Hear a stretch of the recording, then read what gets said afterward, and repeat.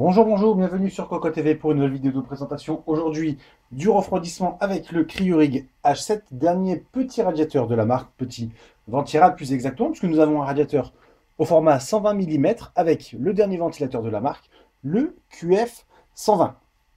Un produit très intéressant sur plusieurs aspects. Tout d'abord, alors là, on le constate, le ventilateur a été monté de l'autre côté. Alors c'est fait exprès, c'est juste pour bien constater ici que la base est largement excentrée, donc la mémoire ne sera pas bloquée.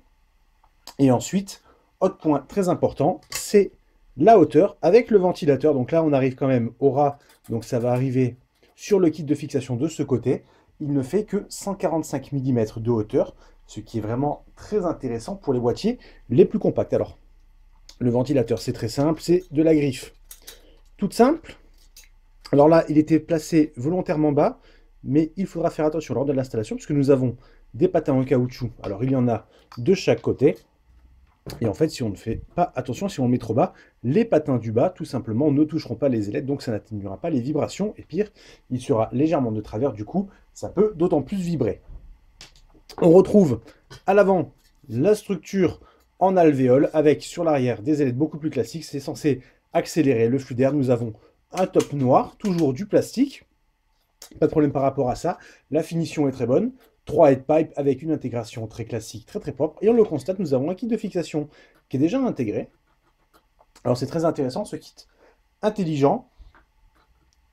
On appuie et on passe sur de l'AMD et on remet. Nous sommes sur de l'Intel. Alors par contre, il y a des restrictions techniques. Du coup, nous n'avons qu'un seul trou et on reste sur du 1150, 1155. Autre point important, alors on prend le petit dos du carton pour la vitesse du ventilateur qui est assez importante puisque la vitesse minimale est de 330 tours par minute, donc c'est très très faible, à voir s'il n'y a pas un petit cliquetis sur le moteur ou autre pour monter à 1600 tours par minute. Donc la plage est vraiment très intéressante, on devra avoir un minimum de performance, alors bien entendu tout dépendra du radiateur, et surtout beaucoup de silence si on veut, surtout si on peut régler correctement la courbe du ventilateur. Côté installation, donc on l'a dit, nous avons une partie du kit de fixation qui est ici. Le reste est là avec une backplate en plastique, pas en métal afin de baisser les prix. Nous avons quand même un gros tube de pâte thermique et nous avons un deuxième set pour les griffes pour installer un deuxième ventilateur si besoin. Le tarif, alors malheureusement, nous ne l'avons pas en tête. Normalement, il se situe dans les 40 €, peut-être en dessous. Le problème, c'est que Cryorig en France, c'est pas tout à fait ça au niveau distribution actuellement, donc les tarifs fluctuent assez. On jette un œil, on s'occupe du test et on vous dit à très bientôt.